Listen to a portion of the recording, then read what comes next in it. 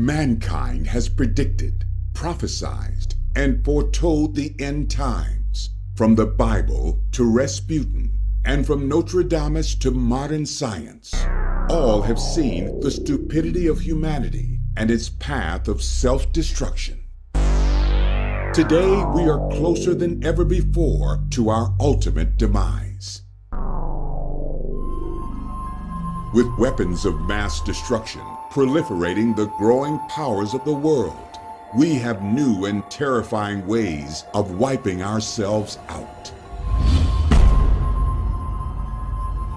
With modern genetic science, we play God and change nature with consequences we cannot even imagine. With ever more polluting and poisoning industries and commodities, we push the earth to the brink. With overpopulation, we rape and pillage the planet like never before. And now, with science creating biological weapons and the masses huddled together in filthy, live animal marketplaces in countries like China, we are opening up a Pandora's box of epidemiological horror stories.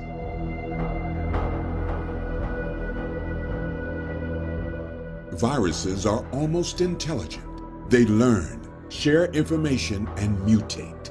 They are but one of many threats to mankind. Humanity is being plagued into the dark abyss of our own making, and it was all predicted many years ago by those who saw the truth. Welcome to our very own self-induced apocalypse. Welcome to the end of mankind.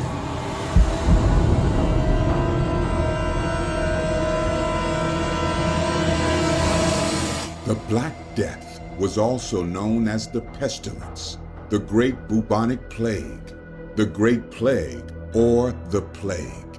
It was the most devastating pandemic recorded in human history and resulted in deaths of an estimated 75 to 200 million people in Eurasia, peaking in Europe from 1347 to 1351. The bacterium Yersinia pestis, which results in several forms of plague, is believed to have been the cause.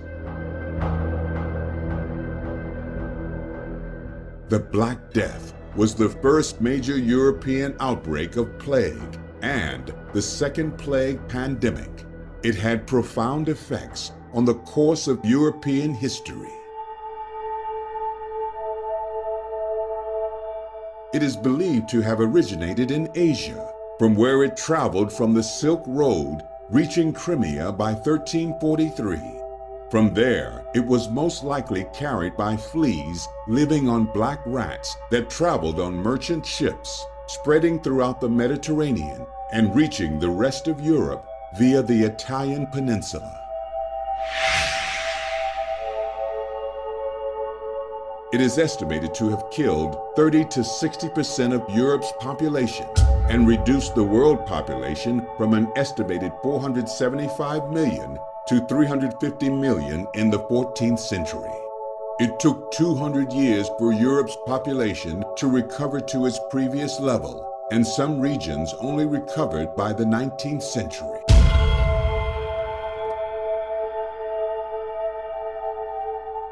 Outbreaks of the plague continue to emerge, but as we know only too well, life-threatening viruses continue to emerge and cause mass panic and change the course of human history.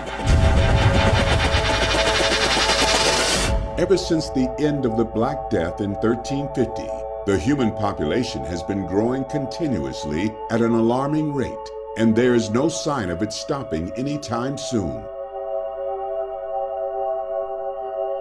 The biggest increase has been in most recent times, from the 1950s onward, and due largely to medical advancement and the increase in agricultural productivity. The rate of increase has been significant. This itself should tell us something, that this is a modern problem created recently, and we have no precedent, no history to work upon. We don't know exactly what is going to happen. We don't know if a supervirus will come along again as it did in 1918 and kill millions of people. We don't know if we will eat ourselves into mass extinction. We don't know if the destruction of natural species, such as bees, will seal our fate. We don't know if an asteroid will wipe us out or even artificial intelligence. We do know that overpopulation, no matter which way you look at it, is not good.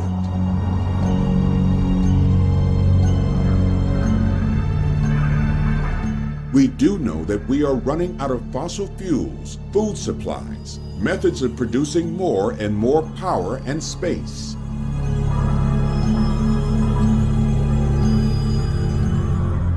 What does the future hold for a planet that is swarming in two-legged locusts, hell-bent on devouring every possible resource the Earth has to offer?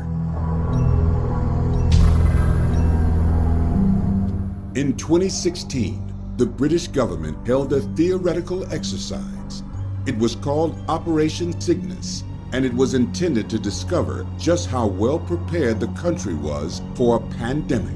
The exercise showed that the pandemic would cause the country's health system to collapse from lack of resources, with the chief medical officer at the time stating that a lack of medical ventilators was a serious problem. In 2020, it all came true, and the British were still not prepared.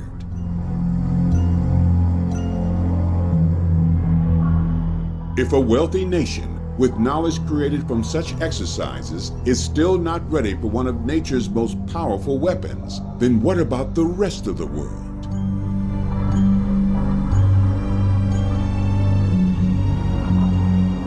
The fact is that there are too many humans on the planet to create a system ready enough to cope.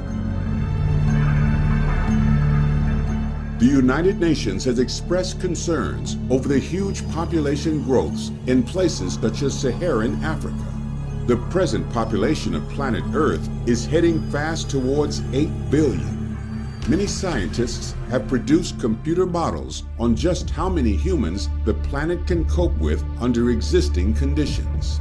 These range from 4 to 16 billion. This means human overpopulation may have already peaked.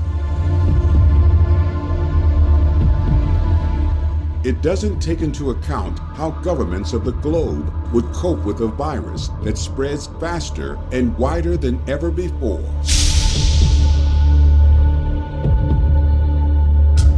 Whichever model we use, the fact remains that any logical, scientific approach to population reveals a lot of problems, and most are highly concerned.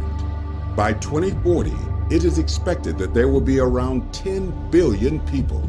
Such numbers are impossible for the human mind to deal with. It is generally accepted that our beautiful planet will simply not be able to cope with the future generations at such huge scales. Rising levels of atmospheric carbon dioxide, global warming, pollution, and the poisoning of our oceans with chemicals and plastics are all being made worse by the rising populations.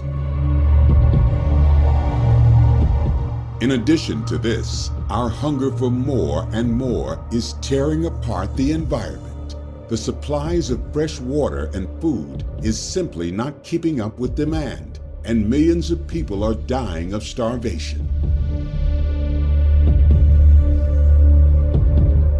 In poorer countries, standard hygiene is something people in rich countries have the benefit of. Marketplaces where filthy live animals are traded spread contagions.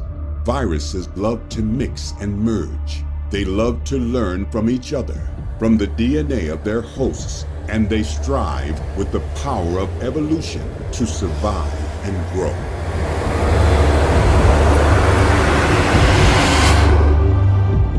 They are, in many ways, like humanity.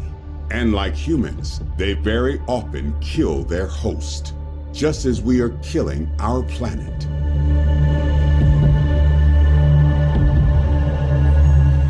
Add into the mix military and commercial genetic testing of weapons and drugs using AI technology, and you have a perfect storm.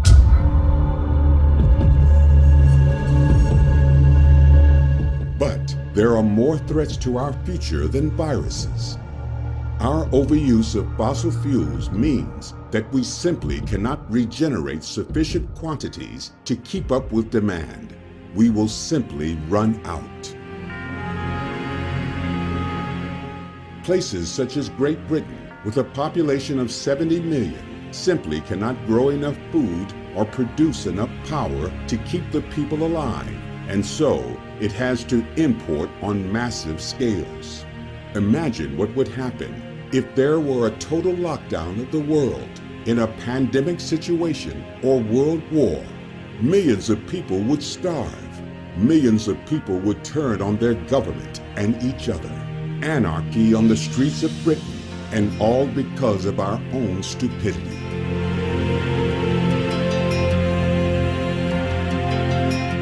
A stupidity driven by the drive to survive, to breed and breed.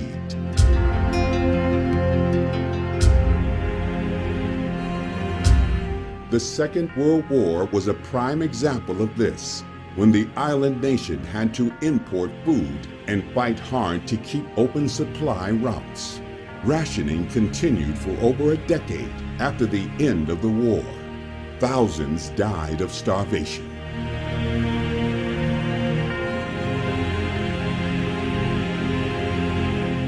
Matters are made even worse by mankind when we consider our political and philosophical ways. Over the course of the last 200 years, we have developed a system called the throwaway society. We overconsume, make cheap throwaway products that harm the environment, and we are voracious. This, in line with overpopulation, makes the future seem very dark without a radical new rethink on the way we all live.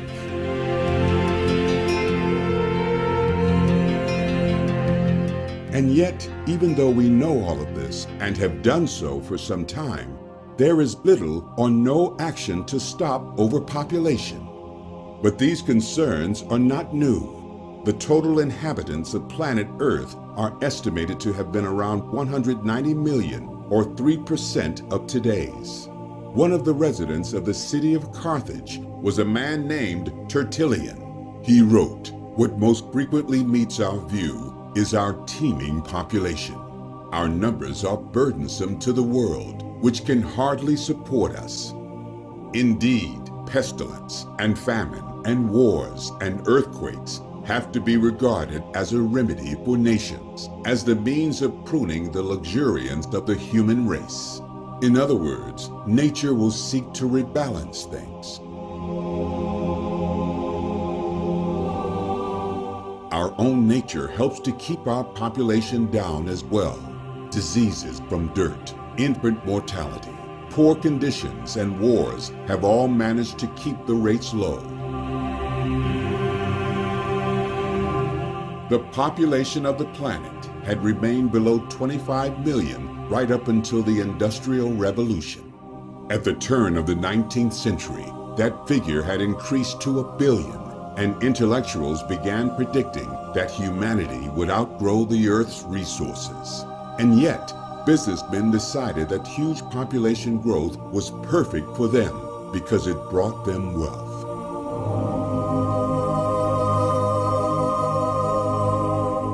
Bigger marketplaces, bigger workforces, bigger armies. Better methods of control and manipulation were required and introduced. It is predicted now that population growth will continue unabated into the next century. Adrian Raftery, a University of Washington professor of statistics and sociology, said the consensus over the past 20 years or so was that world population, which is currently around 7 billion, would go up to 9 billion and level off or probably decline. We found that there's a 70% probability the world population will not stabilize this century. Population, which had fallen off the world's agenda, remains a very important issue. A recent UN projection suggests the population will grow to as many as 15 billion by 2100. Over a third of Nobel Prize-winning scientists were questioned about their thoughts, and they said that the human overpopulation and environmental degradation are the two greatest threats facing humankind.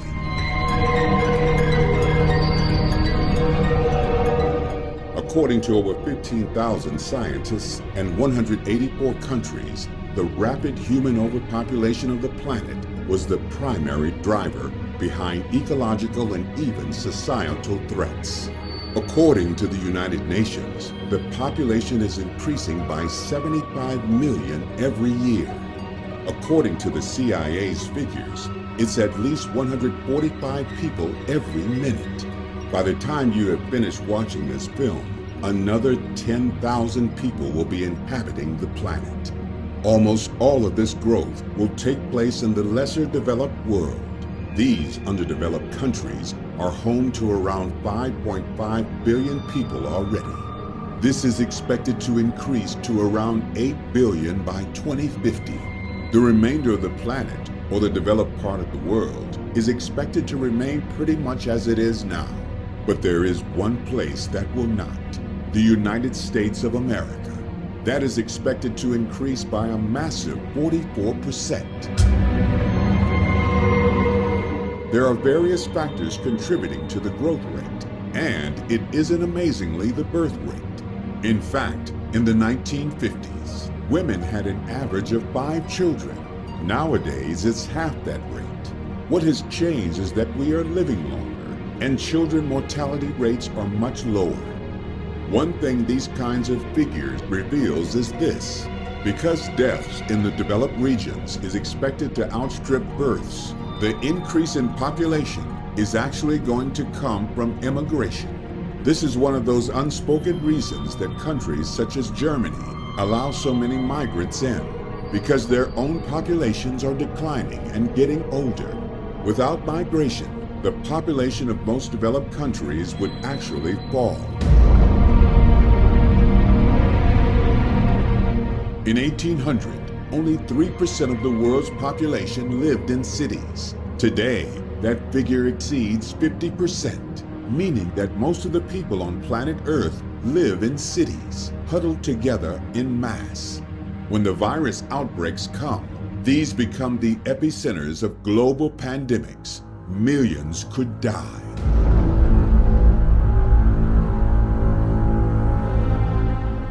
And here is the startling figure.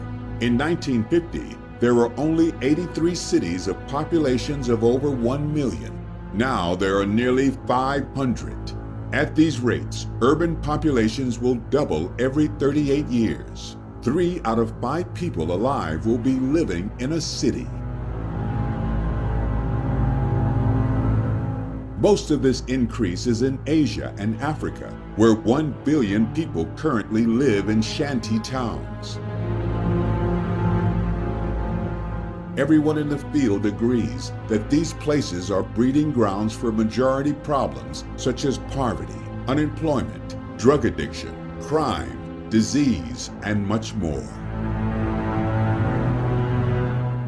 But cities are not staying at 1 million inhabitants. In fact, we now have a classification of megacity, where the population is over 10 million. This includes Seoul, Karachi, Mexico City, Mumbai, São Paulo, London, New York, and Greater Tokyo, which has a population of over 35 million. That's more than the entire population of Canada. By 2025, we will have hyper-cities, or cities with 20 million plus. Places such as Lagos in Nigeria, which only had 300,000 people in 1950, and now has over 20 million. That is a massive increase, and it's happening all over the world. In China, their cities are home to over 800 million people. What we need is to control this, But what really happens from a historical perspective is that we develop new ways of dealing with it. Technology is always boosted by two things: war and population increase. In the past, we went through three major technology revolutions: the tool-making revolution, the agricultural revolution, and the industrial. All three helped mankind overcome the overpopulation crisis by producing more food and goods. It also increased the power of the rich elite and has been doing so for a long time. Today we are undergoing a scientific revolution where genetics, chemicals, and computer science are all being used to change the way we eat and live.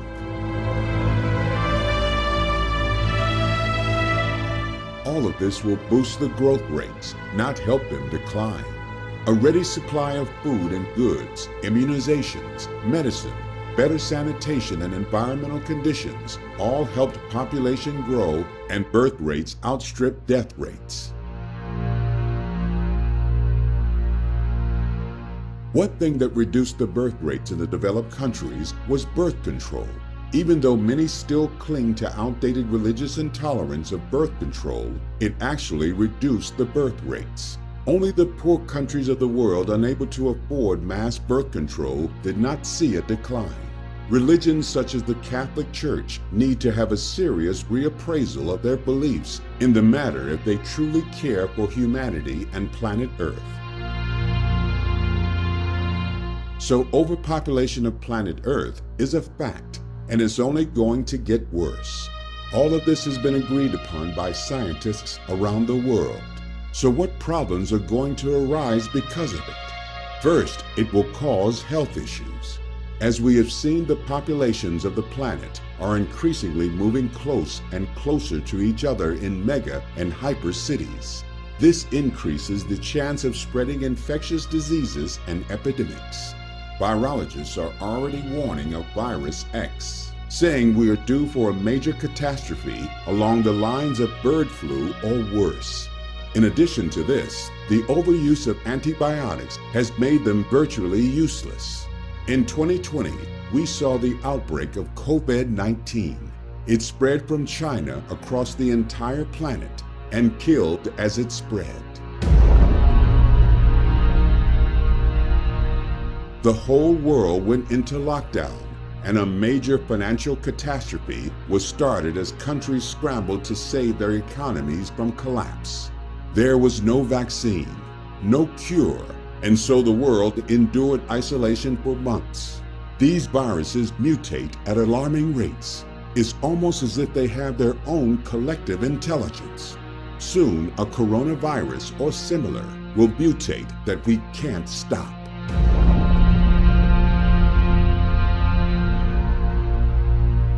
Health issues are made even worse by the conditions the masses live in and unhygienic surroundings. Filth builds faster in areas of overpopulation. It accumulates at a faster and faster rate, causing more disease. The way that some nations treat their animals doesn't help. Bringing live animals to the marketplace brings disease. This is what happened in China in 2020.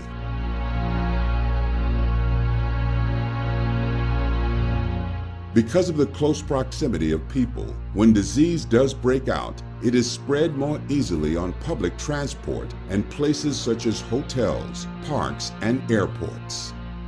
We are not the first humans to have witnessed a pandemic, and we will not be the last. There have been many who have predicted such things, from Rasputin to Nostradamus and even the Bible. In Luke chapter 21, Jesus spoke about the signs that would precede the end of the world. Jesus said that one of those signs would be pestilences, and there will be great earthquakes in various places, and famines and pestilences, and there will be fearful sights and great signs from heaven. The meaning of a pestilence, according to the Hebrew and Greek definitions, is a plague or disease. In Matthew 24, Jesus said, For nation will rise against nation, and kingdom against kingdom, and in various places there will be famines and earthquakes. But all of these things are merely the beginning of birth pangs. In several versions of the Bible, the word pestilences appears between famines and earthquakes. He explained that just as a woman's contractions or labor pains get more frequent and severe as a baby is nearing birth, so these events or signs will also become more frequent and severe as the world nears the second coming of Jesus or end of mankind. Very similar predictions or prophecies have been spoken of by mystics and seers throughout the ages, from Mother Shipton to Nostradamus to Rasputin. These people saw one thing, and it wasn't the future. They saw patterns.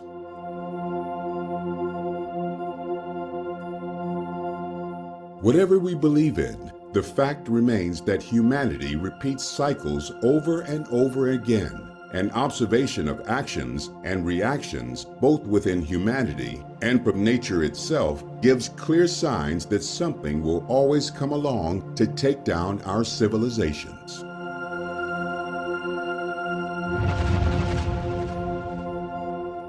The problem today is this: there are now many more people in the world, and we are further away from nature.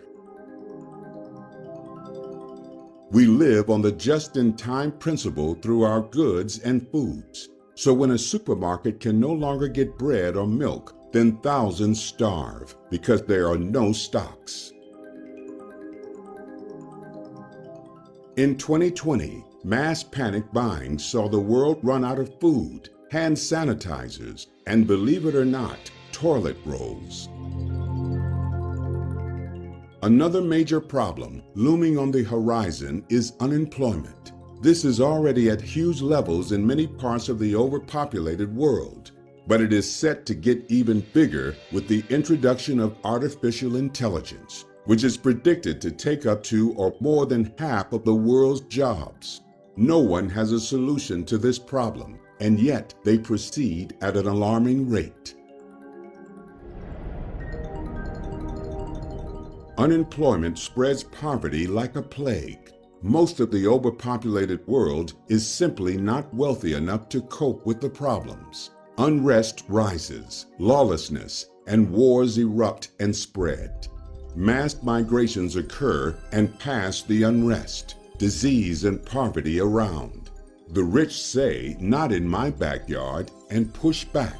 The masses are fed propaganda and become protectionist and nationalist. This is happening right now in many parts of the world.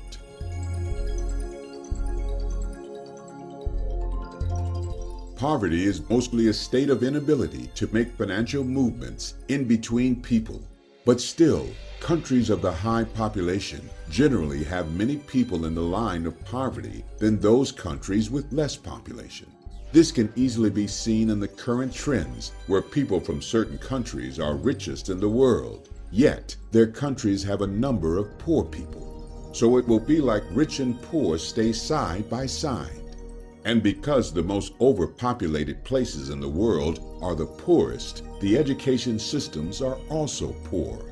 Poorly educated people make bad decisions about life and often live miserable lives. And their uneducated ways means diseases can spread to the rest of us, as it did with COVID-19.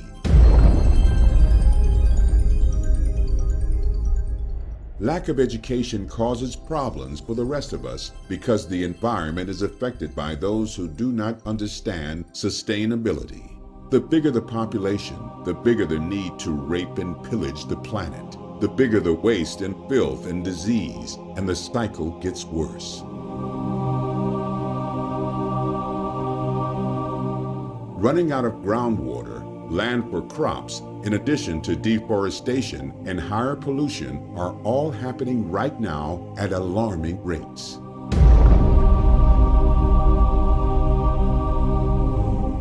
There simply is not enough fresh water for drinking, in addition to sewage treatment, and so filth spreads. Richer countries such as Saudi Arabia use technology to reclaim water from the waste and seawater, but poorer countries cannot. Overpopulation means increased air and water pollution, contamination of the soil we need for crops, billions of tons of plastic entering the water system, desertification and deforestation, and so much more. All of this causes wildfires, global warming, animal, plant, and insect extinctions, pandemics, and so much more.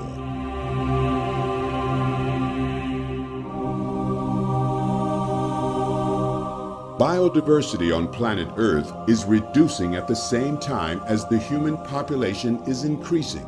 There is a direct correlation. Sir David King, former chief scientific advisor to the UK government, told a parliamentary inquiry, "It is self-evident that the massive growth in the human population through the 20th century has had more impact on biodiversity than any other single factor.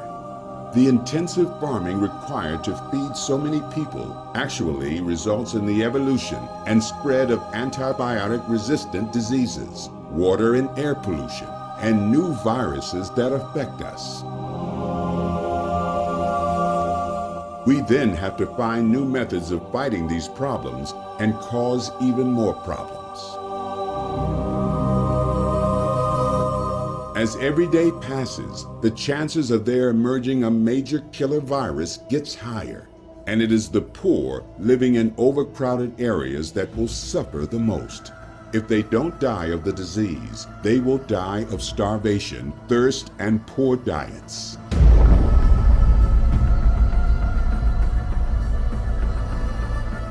Indeed, the countries with the fastest growth rates are those with the lowest life expectancy.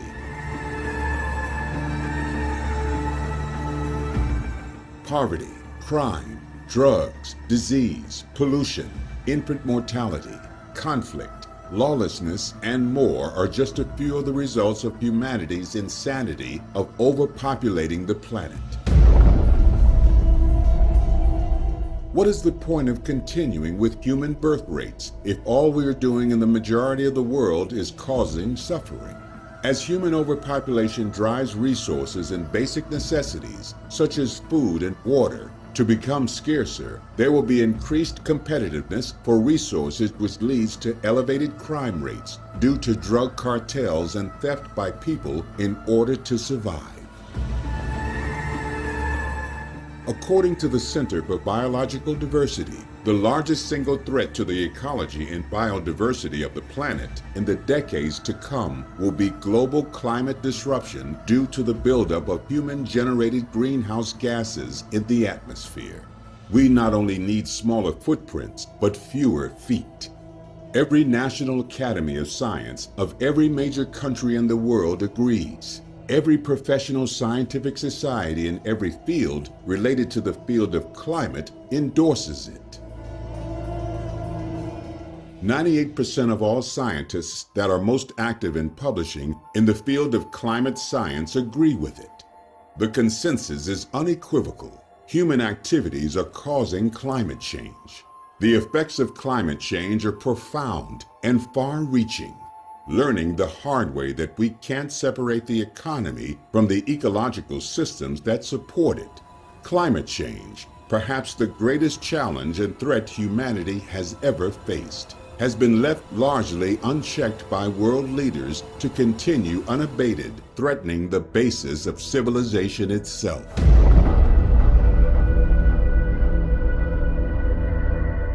Human overpopulation is a major driving force behind the loss of ecosystems, such as rainforest, coral reefs, wetlands, and Arctic ice. Rainforests once covered 14% of the Earth's land surface. Now they cover a bare 6%, and experts estimate that the last remaining rainforests could be consumed in less than 40 years, and certainly by the end of the century at the current rate of deforestation.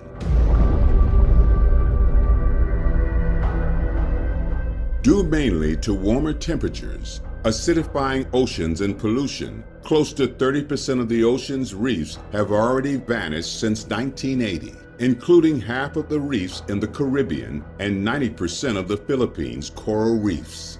And scientists forecast that Australia's Great Barrier Reef may be dead by the year 2050, and all the coral reefs could be gone by the end of the century.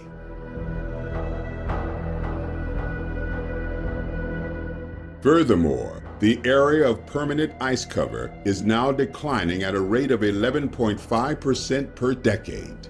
If this trend continues, summers in the Arctic could be ice-free in the next 30 years. Wetlands are increasingly under threat in the United States, but also all over the world. In the U.S., less than half of original wetlands remain, with 53% being lost, which is about 140 million acres. In Europe, between 60 and 70% of wetlands have been completely destroyed.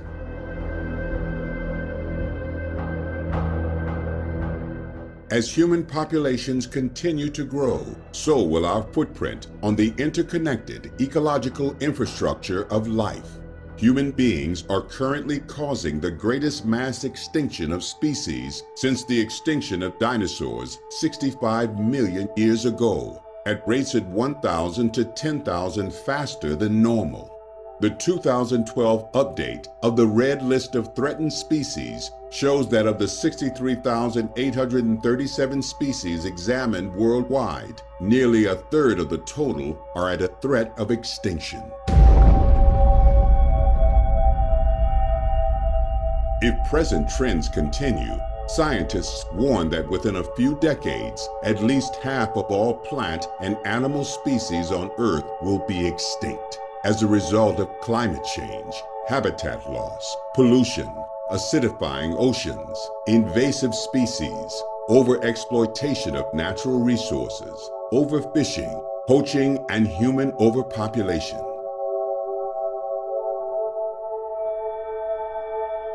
We are now losing 30,000 species per year, or 3 species per hour, which is faster than new species can evolve.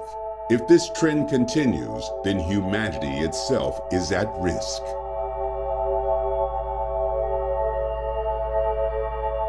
Hunger and malnutrition kill nearly 6 million children a year. And more people are malnourished in sub-Saharan Africa this decade than in the 1990s. In sub-Saharan Africa, the number of malnourished people grew to 203.5 million people. And yet China, the world's most populous country, suffers from an obesity surge. Around 200 million people are thought to be overweight, or 22.8% of the population, and 60 million are obese. 1 in 3 people in the UK are now overweight, and similar stories can be found in the US and Europe. Overpopulation has without doubt adversely impacted the environment of Earth, starting at least as early as the 20th century.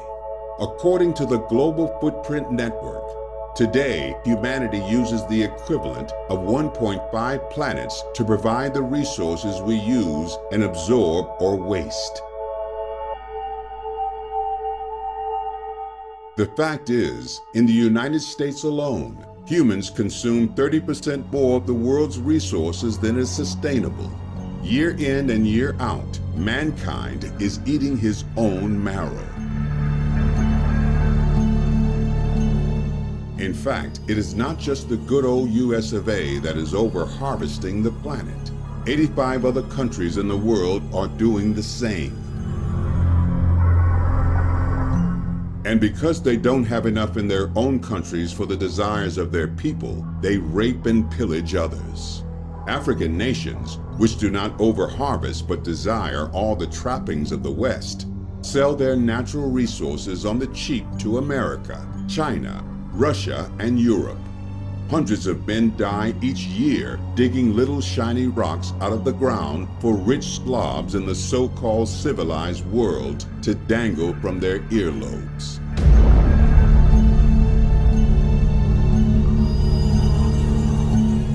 We actually have no idea what we are doing, and most don't care. Even with statistics, we are like blind lemmings, still willing to jump off the cliff. The truth, however, is scary. Mankind produces waste at such scales that it's almost impossible to comprehend.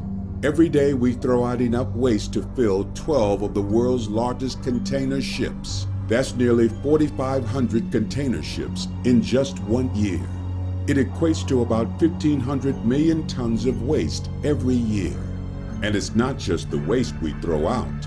For every bag of waste you throw in the trash can, there have in fact already been 70 bags of waste just in the manufacturing of your goods. Every one bag equals 70 bags of waste. But that is the tip of the iceberg, because those statistics were just for the United Kingdom, a small island nation. The world's statistics are actually unbelievable. Every year, the world dumps a massive 6 billion tons of waste. If all this waste was put on trucks, they would stretch around the world 64 times. By 2100, these figures will triple, and these figures are in no way accurate. They are well under the real unreported truth. Apart from packaging waste generated from luxury items and their manufacture, the most startling waste crime in the world today is that of food. When we consider the starving of the world, it is tantamount to mass murder. While so many obese people eat enough food every day for an entire family, starvation affects nearly 1 billion in the world. And it is not because we don't have enough food. It is because we waste so much. Global food supplies far outweighs global demand. There is enough to feed everyone, but we don't because we are greedy.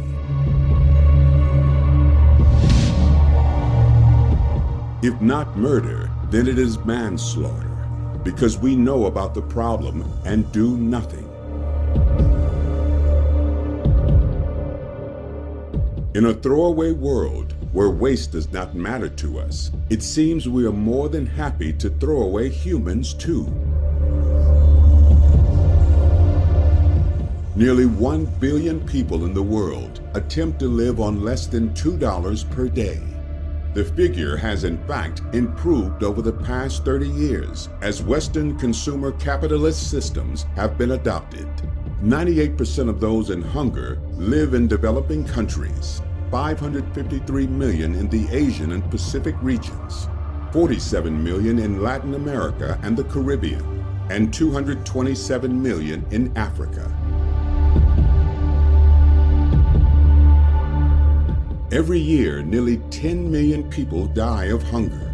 That's more than AIDS, TB, and malaria combined. Because of the patriarchal societies these people live in, 60% of those that die are women. And because of that, 3.1 million children die every year of malnutrition.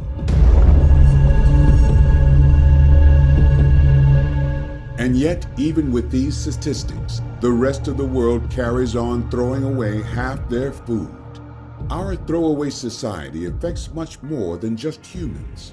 Apart from the fact that we destroy our wildlife on a massive scale and poison the bees, we actually grow and kill more animals than we need to. And because we waste so much, the fact is that we as a species are causing suffering of innocent animals on a massive scale. The production of meat is actually very inefficient. It takes 70 times more energy to produce meat than corn, leaving a massive energy footprint affecting the environment. It also takes up a lot of space. We need an area 7 times the size of Europe to produce food for the cattle that feeds the people of Europe. If we ate crops instead of meat, it would actually change the world. To feed crops to 20 people, we need 1 hectare of land. The same land would feed enough livestock to eventually feed 1 or 2 people. Here's the frightening statistic. By 2050, there will be less than 0.1 hectare of land per person on this planet. Not enough on current feeding methods to feed us all.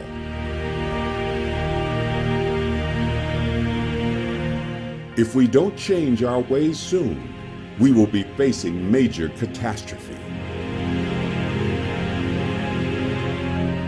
As for the burning of fossil fuels, the statistics are simple. To produce 1 calorie of protein from corn or soybean, it takes 2 or 3 calories of fossil fuel. For the same amount of beef, we need 54 calories of fuel. Meat therefore takes more land and energy, costing us and the environment more than the planet can afford. In addition to this, while 1 billion people starve, half of the world's crops are fed to animals so that we can enjoy our burgers. And yet, even after we have gone to the amazing lengths to rear animals and slaughter them, we throw half of them away uneaten. It is a crime against nature and common sense. It will be the end of us. Our waste creates more trouble for us in other ways. We throw away our consumer goods without care in the world, and then we suffer the consequences of rodents and insects, which harbor gastrointestinal parasites, worms, yellow fever, and a host of other plagues waiting to come and teach us a lesson. When we burn those huge piles of waste, we release millions of tons of toxins into the environment, which we then breathe in and wonder why we get cancer. Toxic chemicals from our waste seep into the groundwater, soil, and river systems. We then drink it, use it for meat production, and water our crops. In the air and in the water, our waste screws the ecosystem. This is not just a thing we read about. This is the environment we raise our children in. When we treat our waste, we actually create greenhouse gas emissions, such as methane. This then contributes to global warming, and soon we are complaining that our fields are flooded or there's no rain for the crops. Either way we look at waste, we are seriously screwing ourselves. We also like to dump our waste in areas predominantly lived by our starving brothers and sisters. We have even given it a cute little name, NIMBY. It means not in my backyard, and we really do mean it. After all, we have the money and brains to be able to shit on our fellow man, don't we?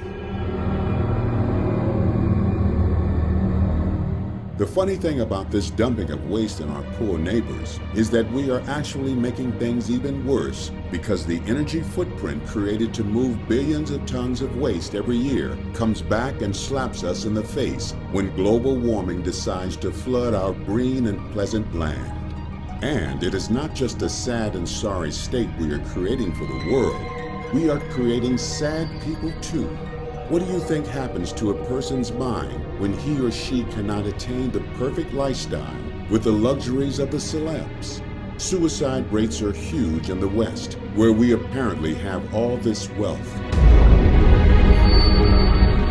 It is sad. It is also very sad that we identify ourselves with these new consumer products. Are you a PC or Mac person? You a Coke or Pepsi man? We actually state these things with pride because of the power of propaganda. We state it because we wish to be associated with the image that the brand has created. To drink Coke is to be all-American, isn't it? To be a Mac user is to be wealthy, cool, and artistic, isn't it?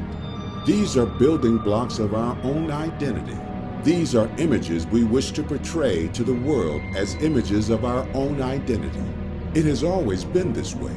It is nothing new, but it is used by clever marketing techniques to get us to consume, to buy more and more junk that we then send down to the landfill site to destroy the planet just a little more.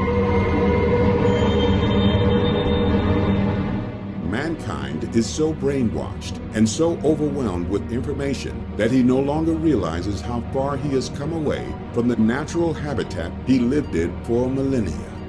He can no longer see the difference between information, entertainment, and blatant propaganda. The money behind the media of the world comes from consumerism. It thrives upon it and is paid by it. News does not come free. It has to be paid for. Entertainment is not sent from the gods. It needs a wage packet.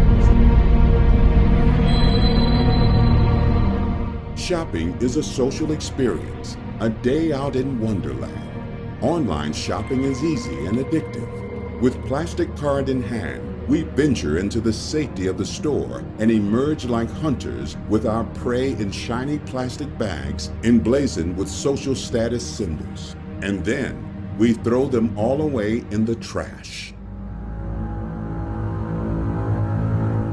We are not all evil, and many of us recognize the need to do something urgent. The problem is that mankind is greedy, and that overrides the need to protect the planet for the future or feed his brothers and sisters. What is happening, and which is encouraging, is the fact that waste is such a big business now. This means that the disposal of waste is actually turning into recycling of waste and even reuse. It is known as resource recovery because it has been recognized that waste is in fact a resource. Many scientists around the globe are searching out ways of using waste for its next specific purpose, rather than how to hide it away for a future generation to worry about. Recyclable materials are extracted and recycled. Non-recyclable waste is burned and the energy extracted for electricity production. Various methods are used, including gasification and anaerobic digestion. They call it waste to energy. There is hope on the horizon in other ways too. Meat has successfully been grown in the lab. Fake meat that tastes like the real thing. No animals suffering. Less pollution and energy footprint, and more land to grow crops. A fashionable surge in the world of retro goods has created a new industry of recycling old stuff. Antiques and knickknacks are cleaned up and suddenly become cool. Plastic goods from the 80s are now the latest must-have. Recycling solar and wind energy, sustainable farming, and more are all becoming more and more popular. Around the world, the capitalists are recognizing the need to be in on the ground with these cutting-edge technologies, not to save the world, but to turn a profit. And if that is what it takes, then so be it. Our job as consumers is to consume less and apply pressure upon those in power by selectively buying those products that are environmentally sustainable. If the small man speaks in mass, then the big man will listen. Use your voice and stand up in defense of our planet for the sake of your children. And our voice needs to be raised to say things that may feel wrong. That allowing humanity to continue to grow at this rate is bad for the planet and us. That there is little point in giving birth to children that will know nothing but suffering. H.G. Wells, the great science fiction writer, was asked by the United Nations to research population and its problems. He was a brave man who made the observation that population needed to be controlled. He was hated for what he said, and yet he was correct in his statements. When rabbits were introduced into Australia by the British, it caused a huge problem. There were no predators to keep the rabbit population down, and they bred, well, like rabbits. They devastated crops and spread disease among the existing species. They are an analogy of what humanity is doing to the planet. We have no predators but each other. We breed and breed. We spread out of control and destroy other species at an alarming rate. Our answer to the rabbit problem was genocide. We introduced a highly infectious and deadly disease into the rabbit population called myxomatosis. One day in a dystopian future, mankind, nature, or indeed artificial intelligence will make a decision about the overpopulation of the earth by humanity, and it may not be one we will all like. Is it not therefore better to control the levels of births as opposed to increasing the level of deaths? Not all decisions in life are easy, and we are living through a period when the most difficult of questions has to be asked. Is it not time to force control for the sake of ourselves and all life on the planet? One day, Virus X will come out of nowhere, and it will be of our own making. Whether we create it in a laboratory or it arises because of our evil ways to those innocent animals we so easily call livestock. They are not stock. They are living sentient beings with emotions. The coronavirus pandemic of 2020 is a massive wake-up call for us all. It came out of nowhere and spread across the globe rapidly and left human bodies piled up as it went. We know it as coronavirus or COVID-19. It is a severe acute respiratory syndrome, first identified in December 2019 in Wuhan, China. It quickly broke out and spread across the entire globe, even though the Chinese authorities went to unprecedented levels to quarantine the area.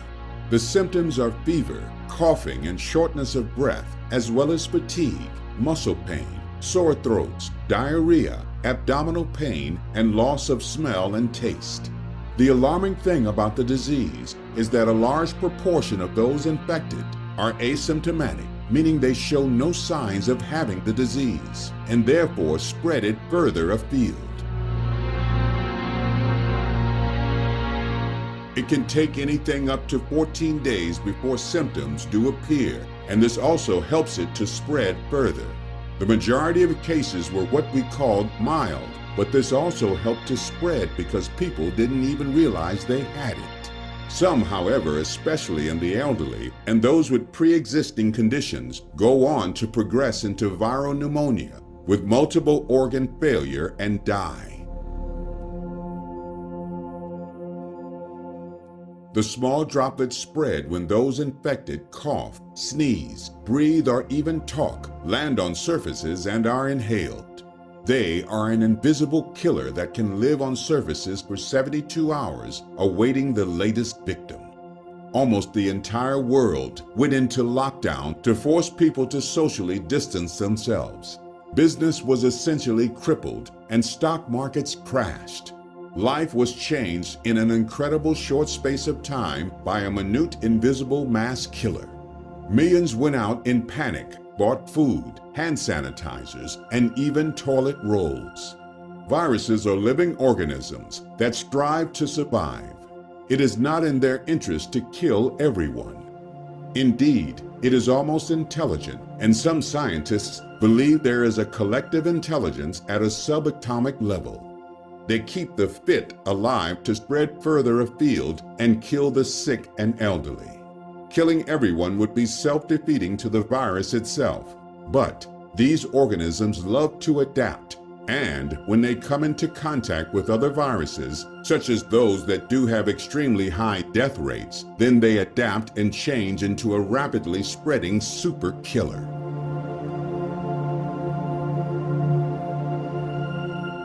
The COVID-19 pandemic is a wake-up call for humanity. This virulent and deadly virus is now unleashed. It will merge and morph. It will adapt and change. And one day it may meet up with a deadly ally, such as Ebola, and then we are all screwed.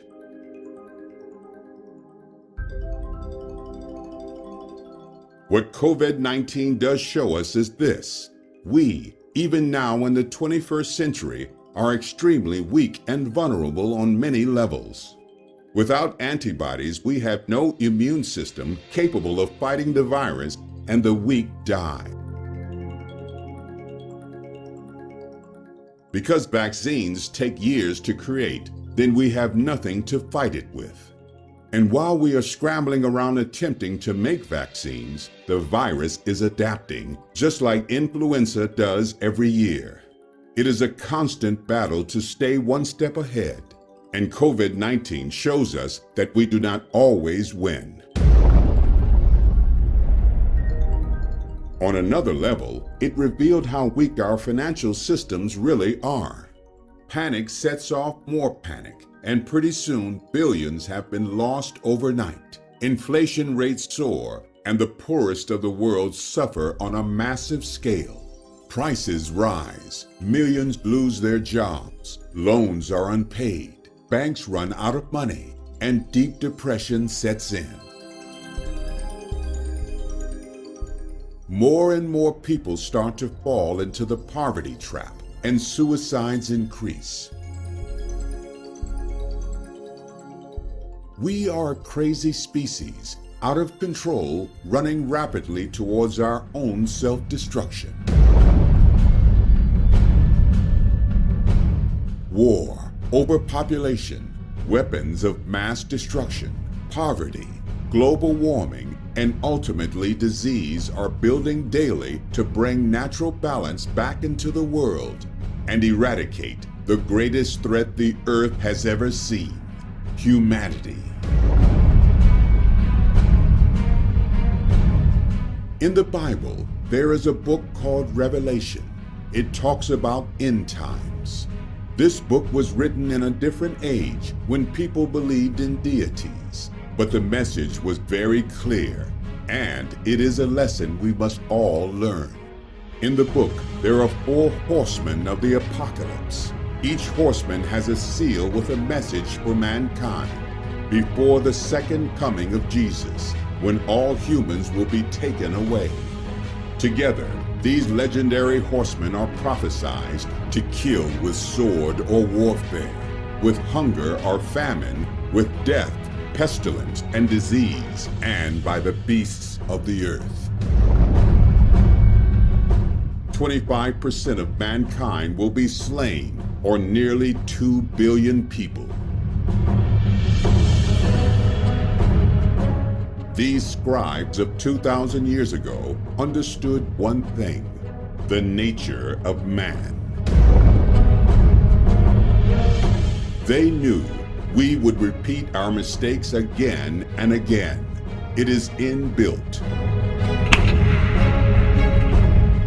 The apocalypse, or the end of mankind, will be caused by mankind.